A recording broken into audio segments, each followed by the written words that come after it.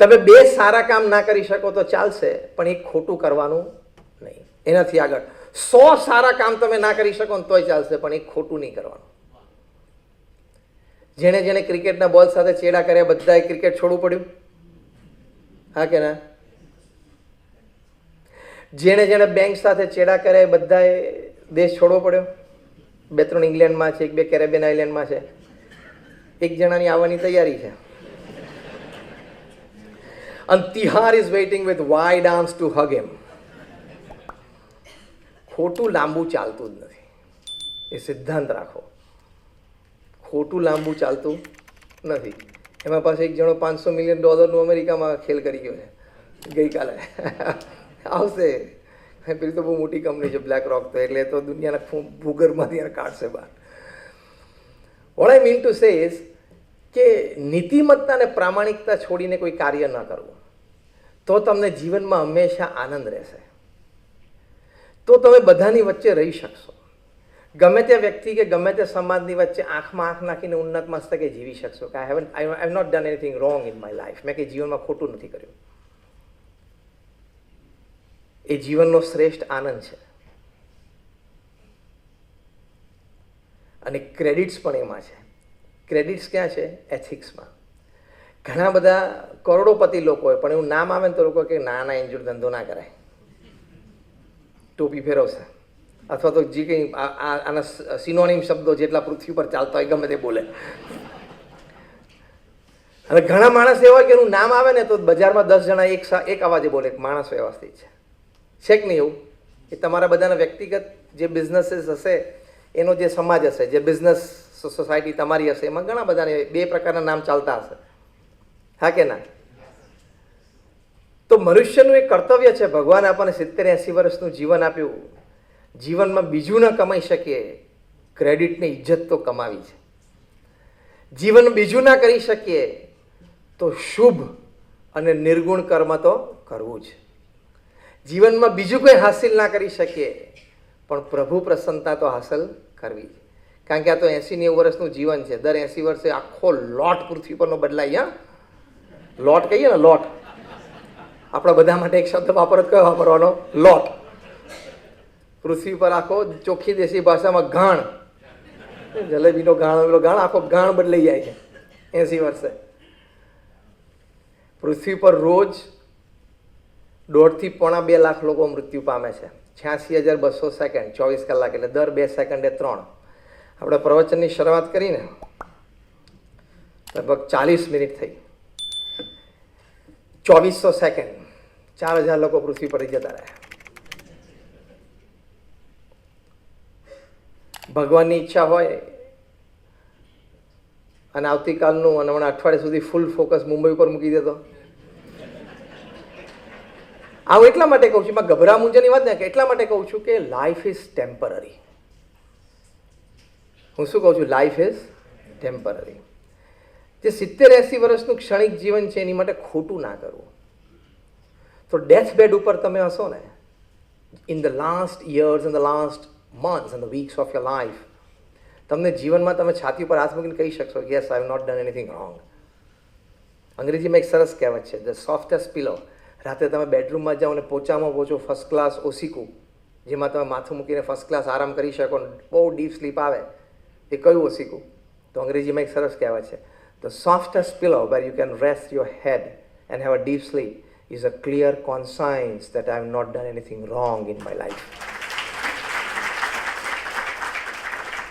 Clear conscience હોય ને, કે મારું કોન્સાયન્સ ક્લિયર છે, મેં કંઈ ખોટું નથી કર્યું. That is called ethics. Any credit છે.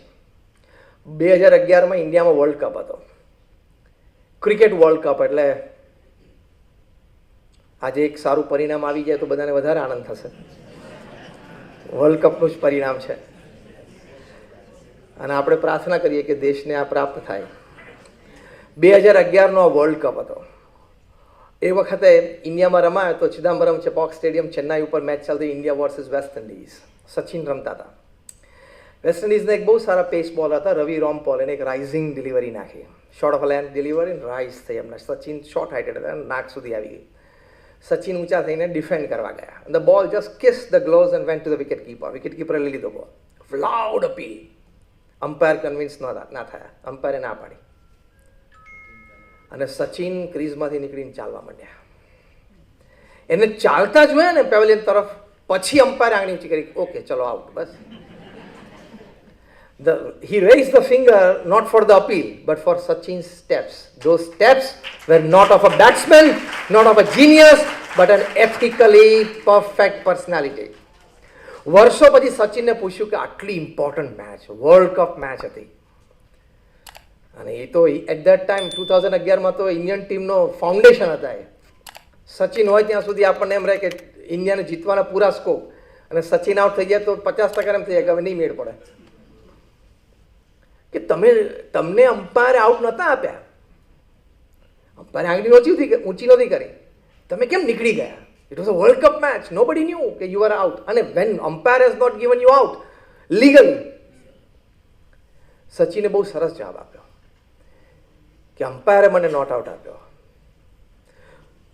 કોઈને ખબર નહોતી કે હું આઉટ હતો, મને તો ખબર હતી ને કે હું આઉટ હતો. મને સ્કિન ઉપર સેન્સેશન આવે એટલો પણ બોલ નહોતો ટચ થયો, પણ મારા ગ્લોવ્સને સેજ અબાઉ ધ વ્રિસ્ટ, સેજ ટચ થઈને ગયેલો એ મને ફીલ આવેલી. I had to go out. બીજું અદ્ભુત વાક્ય બોલ્યા, my conscience would not allow me to stay at the crease. મારો કોન્સાયન્સ છે ને મને અલાવ જ ના કરે, બીજો બોલ રમવા માટે મને અલાવ જ ના કરે મારો કોન્સાયન્સ, કે you are out, you have to go out. અને ચાલી નીકળ્યા. 90 થી 100 ની વચ્ચે ઓછામાં ઓછા 8-10 પ્રસંગો એવા છે જ્યારે આઉટ થયા હોય. એમાં 2-3 વખત સાચા અને 4-5 વખત એમને ખોટા આઉટ આપવામાં આવે છે. એક બહુ જ સારા અમ્પાયર હતા, આમ સારા એટલે ઇન્ટુ બ્રેકેટમાં બોલું છું. હા, એટલે હવે હમણાં ઓફ થઈ ગયા એટલે હવે નામ આપવા વાંધો નહીં. સ્ટીવ બકનર એ છે ને સચિનના પરમ મિત્ર હતા. એટલે સચિનના એ અમ્પાયરિંગ કરતા હોય એટલે રાહ જોતા હોય કે સચિનના પેડને બોલ અડવો જોઈએ, બસ અને અપીલ થવી જોઈએ, આંગળી ઊંચી કરી જ દેવાની. એમાં 4-5 વખત સચિન 90s આઉટ થયા છે, નહીં તો અત્યારે 100 બદલે 105 સેન્ચુરી વધે.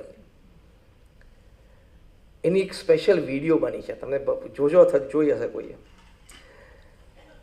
એ હાથ ઊંચો કરે ને, આંગળી ઊંચી કરે ને, એટલે સચિન અમ્પાયરની આંખમાં આંખ પણ ના નાખે, આંખથી પણ ના કહે કે you are doing something wrong, I am not out. આંગળી ઊંચી જોવે એટલે મસ્તક નીચું કરી ગોળ ફરી અને પેવેલિયન તરફ ચાલવા માંડવાનું. કેમ? The spirit of the game. On the field અમ્પાયરની આંગળી ઊંચી થાય એટલે નીકળી જ જવાનું, બોલવાનું જ નહીં. કઈ સ્પિરિટથી ગ્રેટ પર્સનાલિટીઝ પૃથ્વી પર રહે છે. મેં તમને પ્રમુખ સ્વામી મહારાજની વાત કરી, મેં તમને ડૉક્ટર એપીજે અબ્દુલ કલામની વાત કરી, મેં તમને સચિન તેંડુલકરની વાત કરી. આવું વ્યક્તિત્વ અને આવું ચારિત્ર આપણી નજર સમક્ષ ને આપણા સંતાનોને આ વાતો કરવાની. તમારા સંતાન રડે અથવા તમારા સંતાન કે પપ્પા મને આપો તો નેટફ્લિક્સનું સીધું તમારે સબસ્ક્રિપ્શન ભરી નહીં દેવાનું. એ બુદ્ધિ વગરનું કામ કરો તમે. એને આવી books વંચાવો. When I talk to students and when I'm talking to youngsters, I tell them that before you complete your academics, that is before you complete your student life, if you have not read good 200 biographies and autobiographies, you are incomplete as a student, and thus you will remain incomplete as a human being.